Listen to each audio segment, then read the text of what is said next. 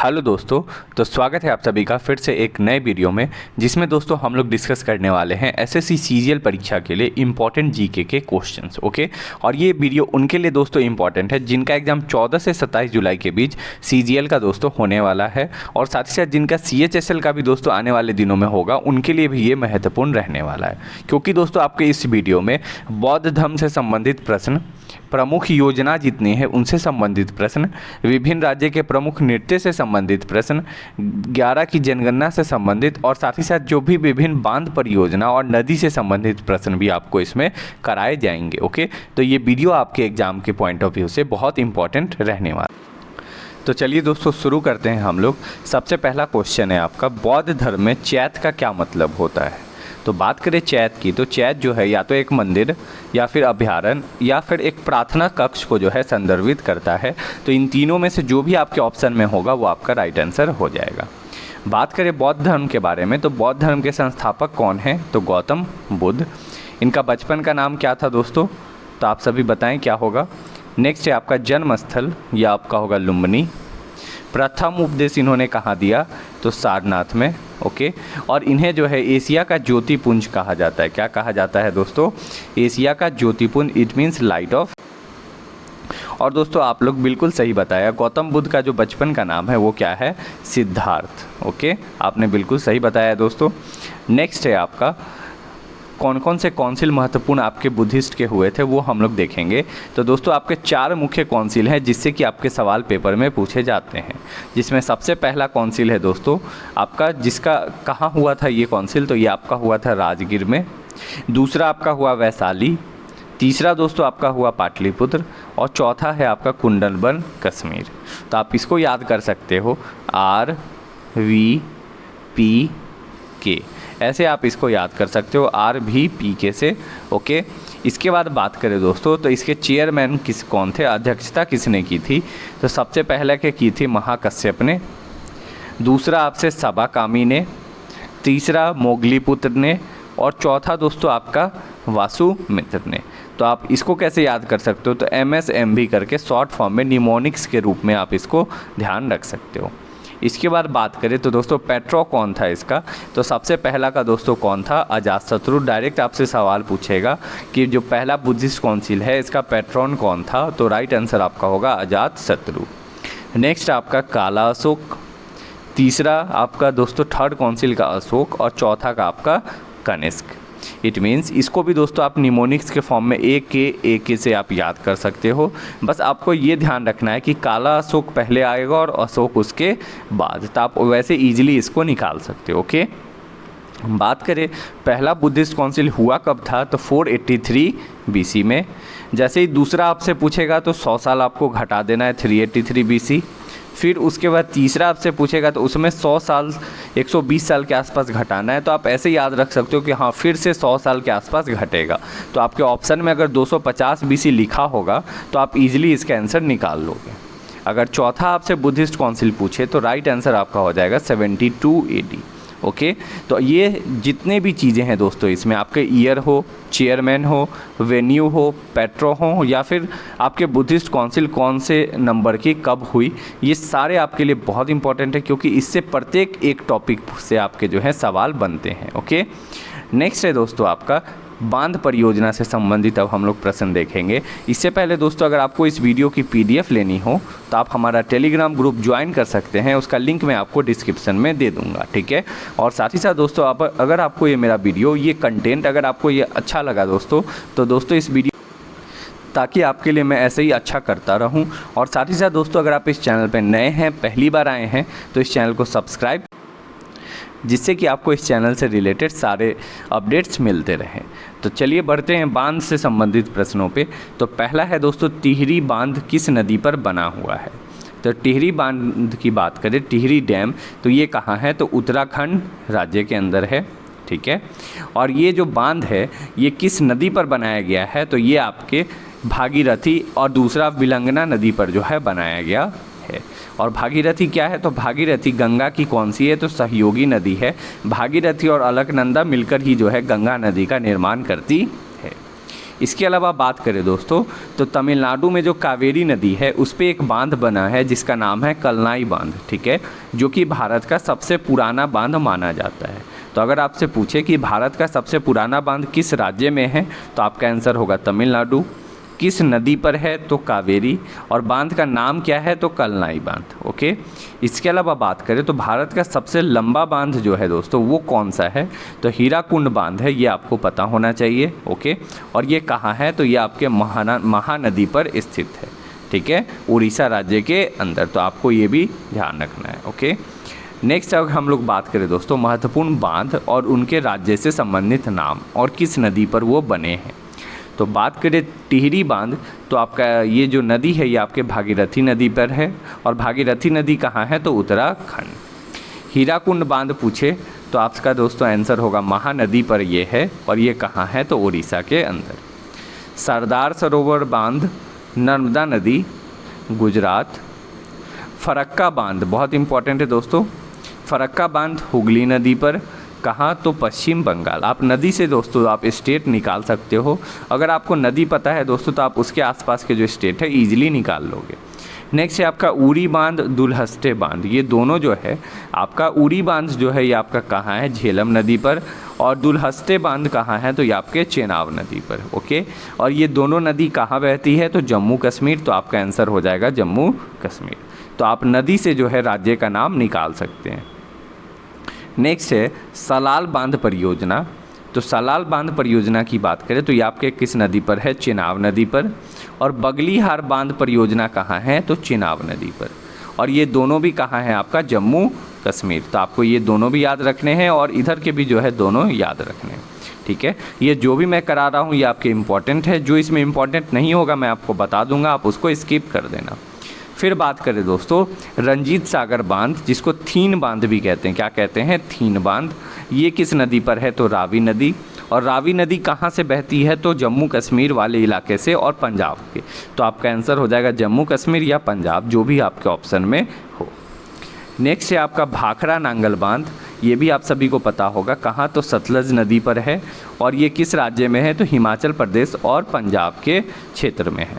Okay, next है नाथाकप्पा झाकड़ी बांध, क्या है दोस्तों नाथपा झाकड़ी बांध, तो नाथपा झाकड़ी बांध जो है ये सतलज नदी पर है, और ये किस राज्य के अंदर है तो हिमाचल प्रदेश। नेक्स्ट बढ़ते हैं, नेक्स्ट है आपका धौली गंगा, आप जानते होंगे दोस्तों धौली गंगा क्या है, गंगा नदी के एक सहायक नदियों में से आती है। तो धौली गंगा जो है ये आपके कहाँ है तो उत्तराखंड में स्थित है, ठीक है। नेक्स्ट है आपका रानी लक्ष्मीबाई, क्या है दोस्तों सॉरी रिहंद बांध, क्या है रिहंद बांध, रिहंद बांध रिहंद नदी पर स्थित है, और ये उत्तर प्रदेश के अंदर स्थित है। नेक्स्ट बहुत इंपॉर्टेंट माटा टीला, माटा टीला परियोजना से भी दोस्तों आपसे सवाल पूछेगा, तो ये किस नदी पर है बेतवा नदी पर, कहाँ तो उत्तर प्रदेश राज्य के अंदर।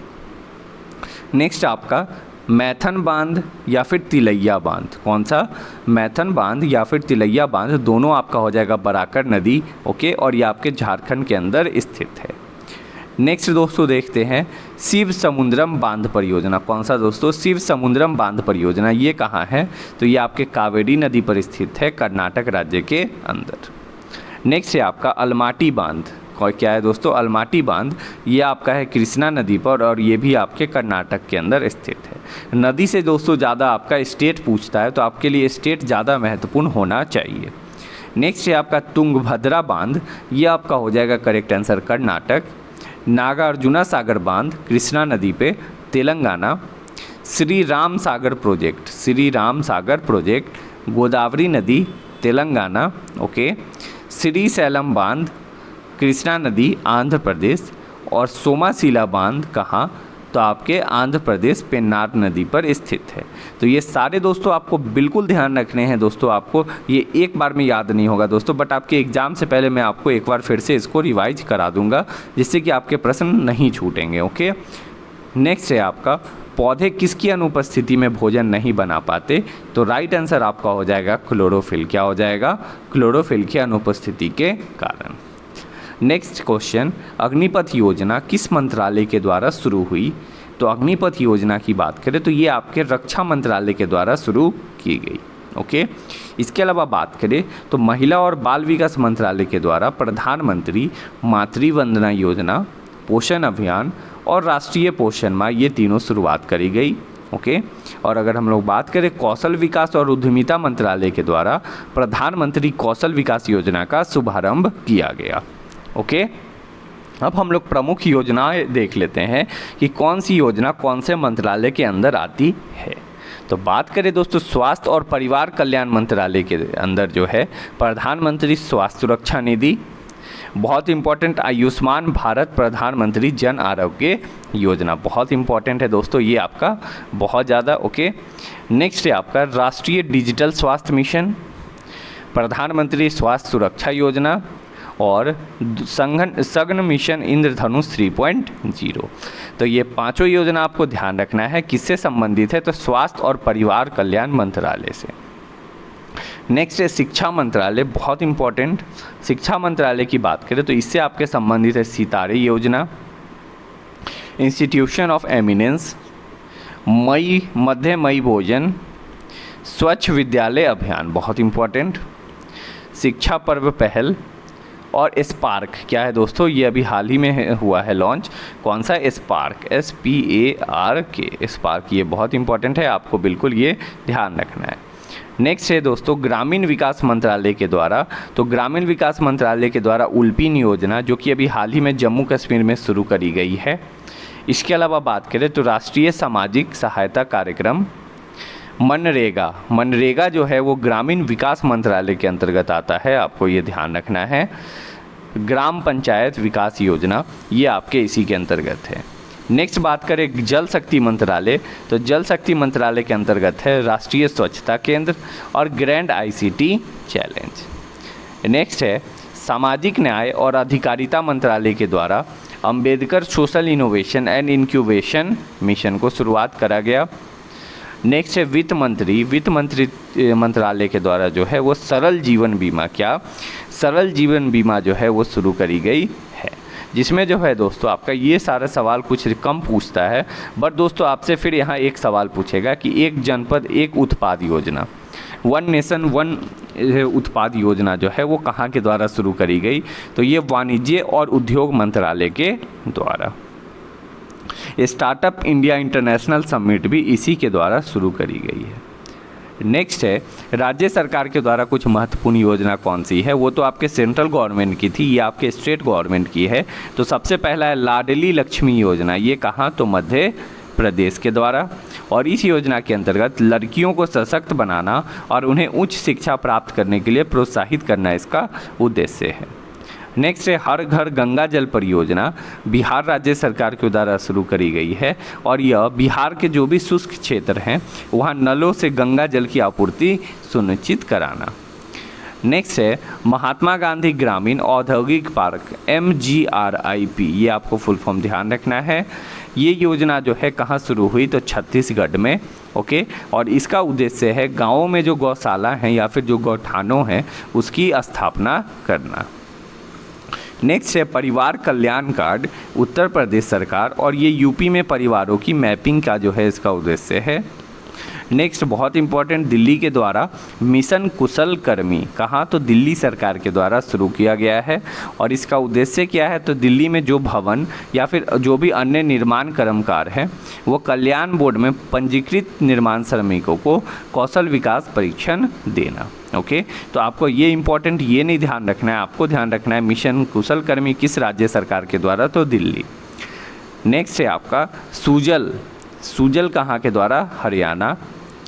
सिंगल यूज प्लास्टिक बाईबैक योजना हिमाचल प्रदेश के द्वारा शुरू करी गई है, सिंगल यूज प्लास्टिक बाईबैक योजना। नेक्स्ट स्कूल चलो अभियान, ये आपके उत्तर प्रदेश आपका राइट आंसर हो जाएगा। इससे कि जो भी प्राथमिक विद्यालय है और उच्च प्राथमिक विद्यालय हैं उसमें 100% छात्र का जो है नामांकन होना, इट मीन्स सारे बच्चे का पढ़ाई सुनिश्चित कराना। नेक्स्ट है चैटबॉट माया जो है चैटबॉट 24/7 व्हाट्सएप चैटबॉट माया, यह किस सरकार के द्वारा, तो केरल। नेक्स्ट है प्रोजेक्ट आरोहण, यह आपके असम के द्वारा दोस्तों शुरू किया गया है।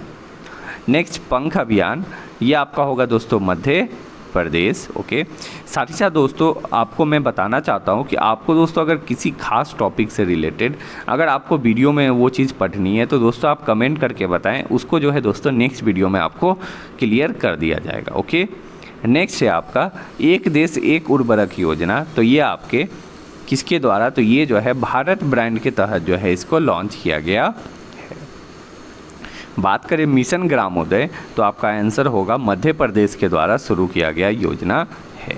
तो ये सारे दोस्तों महत्वपूर्ण योजना थे। इसके अलावा जो कुछ योजना और रह गए हैं उसको मैं नेक्स्ट वीडियो में जो है मैं करा दूंगा। ओके, नेक्स्ट है छत्तीसगढ़ के वर्तमान राज्यपाल कौन है, तो आपका आंसर होगा विश्वभूषण हरिचंदन। और सीएम कौन है, तो आपका आंसर होगा भूपेश बघेल। नेक्स्ट क्वेश्चन है दांडी मार्च कहाँ से शुरू हुआ, तो दांडी मार्च की बात करें तो ये आपके साबरमती आश्रम से शुरू हुआ है। और ये जो क्वेश्चन दोस्तों आपको मैं करा रहा हूँ ये दोस्तों आपकी सीजीएल के इस साल जो आपके एग्ज़ाम हुए हैं दोस्तों मेंस के, या फिर दिसंबर में जो आपके सीजीएल के एग्ज़ाम हुए थे उसके पूछे हुए सवाल जो है मैं आपको करा रहा हूँ। ओके, नेक्स्ट है आपका गिद्दा नृत्य किस राज्य से संबंधित है, तो राइट आंसर आपका हो जाएगा कहाँ, तो पंजाब से। ओके, अब हम लोग बात कर लेते हैं दोस्तों कि प्रमुख राज्य के प्रमुख नृत्य से संबंधित क्वेश्चन। ओके, जिसमें सबसे पहला है आपका पश्चिम बंगाल और इसके बाद से हम लोग आंध्र प्रदेश तक टोटल देखेंगे। तो पश्चिम बंगाल की बात करें तो यहाँ का फेमस डांस है लाठी, गंभीरा, बाउल, संथाली डांस, ये सारा यहाँ का फेमस है। नेक्स्ट पंजाब की बात करें तो ये यहाँ का है दोस्तों भांगड़ा, गिद्धा, धामल और धंकारा, ये चारों आपको ध्यान रखने हैं। राजस्थान की बात करें तो बहुत इंपॉर्टेंट घूमर, गणगौर, कालबेलिया, छारी, ये चारों सवाल जो है दोस्तों बहुत पूछता है आपसे। नेक्स्ट है आपका तमिलनाडु। तो तमिलनाडु की बात करें तो यहाँ से संबंधित है आपका भरतनाट्यम, कोलट्टम और कवाडी अट्टम, ये तीनों आपको यहाँ से संबंधित ध्यान रखने हैं, जिसमें ये आपका जो है शास्त्रीय नृत्य है। और कुल कितने शास्त्रीय नृत्य हैं, तो 8 हैं, जिसमें तमिलनाडु का दोस्तों ये आपका है। बात करें गोवा तो गोवा का है दोस्तों आपका फुगिदो, सिगमो, देखनी, इसके अलावा दोस्तों आपका है जगौर और टोनियामेल, ये सारे जो हैं गोवा के फेमस डांसेस हैं। मध्य प्रदेश मटकी, खारा नाच, गिद्दा नृत्य, ठीक है, सैल भडोनी, ये सारे यहाँ के प्रसिद्ध हैं। नेक्स्ट हम लोग देखें छत्तीसगढ़ की, तो छत्तीसगढ़ में है आपका गौर, पैंथी, राउत नाचा, पंडावनी और साथ ही साथ भारथरी चरित्र, ये सारे यहाँ के प्रसिद्ध हैं। ओके, नेक्स्ट झारखंड की बात करें तो झारखंड का है दोस्तों आपका झूमर, फगुआ, सरहुल, फिर आपका दोस्तों ढोमचक, क्या है डोमचक, ये सारे यहाँ के प्रसिद्ध है। तो आपको ये सारे डांस फॉर्म एक बार में तो याद नहीं होंगे, बट एक बार 2 बार पढ़ने से जो है ये रिवाइज हो जाएगा।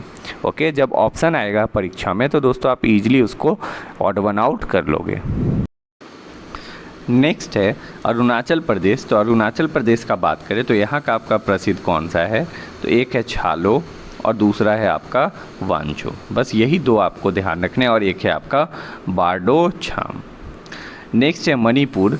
मणिपुर का फेमस जो कि अभी सवाल आपके हाल ही में एमटीएस में पूछा गया, डोंगचोलोम, ठांगटा, लाई हरोबा, पुंगचलोम, ये सारा जो है आपसे दोस्तों पूछा गया है एमटीएस में। इस बार निरिपा भी पूछा गया है, तो ये सारे आपको वापस से ध्यान रखने हैं। मेघालय का बात करें तो मेघालय का है आपका नोंगरेम, क्या है नोंगरेम और लाहो। मिजोरम का बात करें तो मिजोरम का है दोस्तों छेराओ, खुल्लम, चैलम, ये तीनों आपको बस ध्यान रखने हैं, बाकी आपको ध्यान रखने का ज़रूरत नहीं है। बात करें आंध्र प्रदेश तो आंध्र प्रदेश का है आपका कौन सा, कुचिपुड़ी, ओके, फिर है आपका बुट्टा बोमलू, ओके, फिर है आपका लंबाडी, ओके, और कोलट्टम, ये 4 आपको इसे ध्यान रखने हैं। तो ये सारे आपके दोस्तों प्रसिद्ध जो भी आपके राज्य के नृत्य हैं वो मैंने आपके बताए हैं। इसके अलावा जो कुछ राज्य के रह गए हैं जो मैंने नहीं बताए हैं उसको दोस्तों अगर आपके नेक्स्ट वीडियो में वापस से जो है मैं कोशिश करूँगा उसको पढ़ा देने का। तो नेक्स्ट क्वेश्चन है, लिटिल मास्टर के उपनाम से किस क्रिकेटर को जाना जाता है? तो लिटिल मास्टर की बात करें तो सुनील गावस्कर को, पहले सुनील गावस्कर को जाना जाता था, बाद में यह जो नाम है वो सचिन तेंदुलकर को भी दिया गया। तो अगर आपके ऑप्शन में सुनील गावस्कर हो तो आपको सुनील गावस्कर लगाना है, अगर दोनों हो तो और ए और बी दोनों। बात करें तो हरियाणा हरिकेन के नाम से कपिल देव को जाना जाता है। अनिल कुंबले को जंबो के नाम से जाना जाता है, किससे? जंबो के नाम से। यूवी जो है वो उसे किस क्रिकेटर को यूवी के नाम से जाना जाता है? तो युवराज सिंह, आपको ये भी पता होना चाहिए। माही तो आप सभी को पता है, MS धोनी। नेक्स्ट क्वेश्चन है, प्रायद्वीपीय भारत की सबसे लंबी नदी कौन सी है? तो सबसे लंबी नदी प्रायद्वीपीय में पूछा है, अगर देश में पूछे तो कौन सी है? तो गंगा है 2525 किलोमीटर, बट प्रायद्वीपीय में है आपकी गोदावरी नदी, ठीक है। इसके लंबाई कुल कितनी है? तो 1465 किलोमीटर, ठीक है। और ये कहाँ से निकलती है? तो ये नासिक महाराष्ट्र में त्र्यंबकेश्वर से निकलकर बंगाल की खाड़ी में जो है गिरती है। बात करें तो प्रायद्वीपीय नदी कैसी नदी होती है? तो ये उस तरह की नदी होती है जिसका स्रोत जो है वो सिर्फ वर्षा होता है। क्या होता है? वर्षा में ये नदियाँ बहती हैं और जैसे ही वर्षा ख़त्म होता है तो नदियाँ का पानी जो है वो कम हो जाता है। बात करें तो मुख्य प्रायद्वीपीय नदियों में जो है आपका है नर्मदा, तापी, गोदावरी, कृष्णा, कावेरी और महानदी। ये सारे आपको ध्यान रखने हैं जो कि प्रमुख में आपके आते हैं। इसके अलावा बहुत सारे और भी नदी हैं जो कि प्रायद्वीपीय नदी में शामिल आते हैं। नेक्स्ट है, लोथल किसके लिए प्रसिद्ध है? क्या लोथल जो है वो किसके लिए प्रसिद्ध है? तो लोथल जो है वो अपने पोतगाह या बंदरगाह के लिए जो है प्रसिद्ध था, ठीक है। बात करें सिंधु घाटी सभ्यता से, तो सिंधु घाटी सभ्यता को जो है कांस्य युगीन सभ्यता भी कहा जाता है। तो अगर सवाल बनता है तो आपको ध्यान रखना है क्या? तो कांस्य युगीन सभ्यता। बात करें तो सिंधु घाटी का जो सबसे बड़ा इमारत है उसका नाम क्या है? तो नाम आपका आंसर हो जाएगा अन्नागढ़। क्या हो जाएगा? अन्नागढ़, जो कि कहाँ है? तो अन्नागढ़ आपका मोहनजोदड़ो के अंदर है।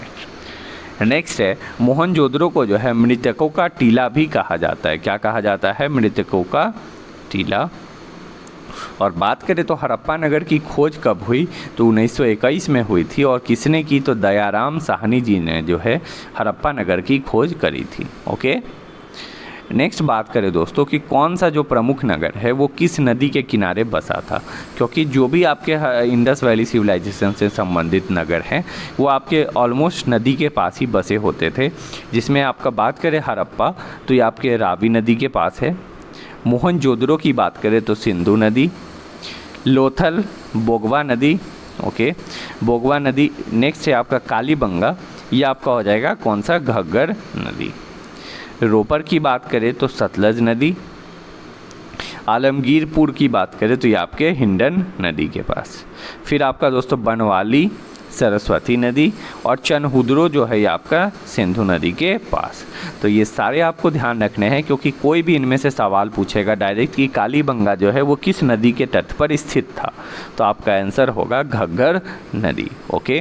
और साथ ही साथ दोस्तों अगर आपको ये मेरा वीडियो अच्छा लगा है, मेरा ये प्रयास दोस्तों आप सभी के लिए अच्छा लगा हो, तो दोस्तों इस वीडियो को लाइक करें, अपने दोस्तों के बीच अधिक से अधिक शेयर करें जिनका भी एग्ज़ाम 14 से 27 जुलाई के बीच होने वाला हो।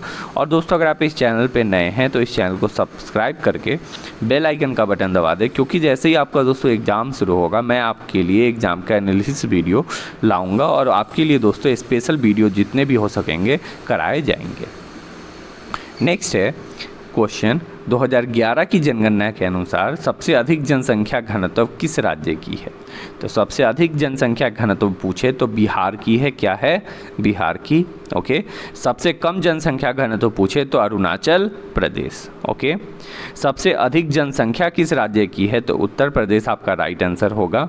और सबसे कम जनसंख्या पूछे तो क्या हो जाएगा? सिक्किम। फिर है आपका सबसे अधिक साक्षरता दर पूछे तो आपका हो जाएगा क्या? केरल। और सबसे कम साक्षरता दर पूछे तो क्या हो जाएगा आपका? बिहार के अंदर। तो ये सारी चीज़ें आपको बिल्कुल रटा हुआ होना चाहिए, छपा हुआ होना चाहिए। फिर बात करें जनगणना के बारे में तो भारतीय जनगणना का जनक किसे कहते हैं? तो हेनरी वाल्टर को कहते हैं। किसे कहते हैं? हेनरी वाल्टर को, ओके। और भारत में पहली बार जनगणना किस वायसरॉय के अंदर कराई गई? तो जो पहली जनगणना है वो लॉर्ड मेयो के तहत शुरू करी गई थी। और कब? तो 1872 में। बट पूर्ण रूप से जब पहली जनगणना, समकालिक जनगणना कब शुरू हुई? तो वो आपके 1881 में शुरू हुई थी। और तब से जो है 2011 की जो जनगणना थी वो 15वीं जनगणना हुई थी। तो जो 81 में जो जनगणना हुई वो किसके शासनकाल में? तो लॉर्ड रिपन के शासनकाल में हुई थी। नेक्स्ट से बात करें दोस्तों, तो जो फर्स्ट सेंसस आपके जो स्वतंत्र भारत की जो पहली जनगणना है वो कब हुई? तो 1951 में हुई थी। और उस समय जनगणना आयुक्त कौन थे? तो आर.ए. गोपाल स्वामी। ठीक है, बढ़ते हैं नेक्स्ट इसके इम्पॉर्टेंट पॉइंट्स पे। जैसे है आपका कि 2011 की जो जनगणना हुई वो पहली बात तो 15वीं जनगणना थी। और बात करें इसके कमिश्नर कौन थे? तो डॉक्टर सी चंद्रमौली जो है इस समय के कमिश्नर या फिर आयुक्त थे। इसका मोटो या आदर्श वाक्य क्या रखा गया था? तो आदर्श वाक्य था हमारी जनगणना हमारा भविष्य। बात करें दोस्तों तो अभी 2021 में जो है वो जनगणना हुई नहीं है, बट जो वर्ल्डोमीटर है उसके अकॉर्डिंग जो है आपकी जो भारत की जनसंख्या है वो वर्ल्ड में फर्स्ट नंबर पर आ चुकी है, चीन को पछाड़ कर। नेक्स्ट दोस्तों हम लोग बात करें तो आपके टॉप 45 क्वेश्चन जनगणना से रिलेटेड मैंने आपके कराए गए हैं। ठीक है, ये सारे प्रश्न जो है दोस्तों आपके लिए वीडियो बना है, आपको उसका लिंक मैं डिस्क्रिप्शन में दे दूंगा, आप वहाँ से इस वीडियो को ज़रूर चेकआउट करना क्योंकि इससे आपके सवाल बनेंगे ही बनेंगे पेपर में।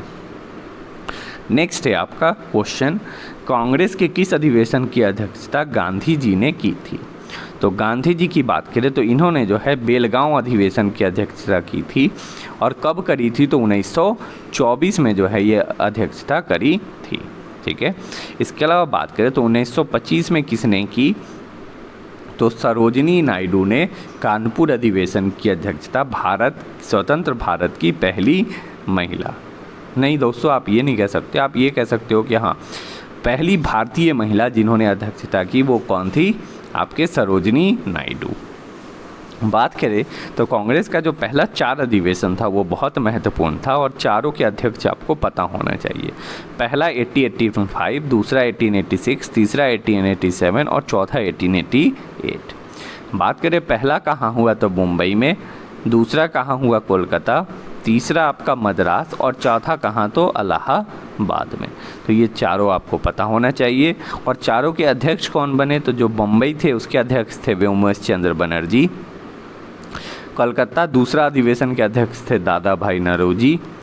मद्रास के अधिवेशन किसने किया? तो बदरुद्दीन तैयब जी ने। और इलाहाबाद का किसने किया? तो जॉर्ज यूल ने। तो आपको ये चारों बिल्कुल ध्यान रखने हैं। और जब कांग्रेस का स्थापना हुआ था 1885 में, उस समय गवर्नर जनरल कौन थे? तो डफरिन थे। आपको ये भी पता होना बिल्कुल चाहिए। ओके, तो दोस्तों इसके बाद बात करें नेक्स्ट क्वेश्चन, तो नेक्स्ट है आपका महिला T20 विश्व कप 2023 में उप विजेता कौन बना? तो T20 विश्व कप 2023 की बात करें तो राइट आंसर आपका हो जाएगा दक्षिण अफ्रीका उप विजेता था, बट विजेता जो है वो ऑस्ट्रेलिया बना। कौन बना? ऑस्ट्रेलिया। ओके, बात करें महिला एशिया कप 2022 की तो इसमें जो है विजेता कौन बना? तो भारत। और उप विजेता कौन बना दोस्तों? तो श्रीलंका जो है वो उप विजेता बना। और भारतीय टीम जो है 7वीं बार चैंपियन बनी है, जो कि मैक्सिमम है महिला एशिया कप में। ओके, और बात करें इस टूर्नामेंट में सर्वाधिक रन किसने बनाया? तो जेमिमा रोड्रिग्स नाम की एक प्लेयर है, उसने जो है सर्वाधिक रन बनाए हैं। ठीक है, इसके अलावा बात करें तो महिला IPL बहुत इंपॉर्टेंट है, सवाल इससे बिल्कुल छपेगा आपका। महिला IPL 2023 की बात करें तो इसका चैंपियन कौन रहा? तो मुंबई इंडियंस। ठीक है, पहला खिताब जीता है और पहली बार ये वुमेंस प्रीमियर लीग कराया गया। रनर अप कौन रहा? तो दिल्ली कैपिटल।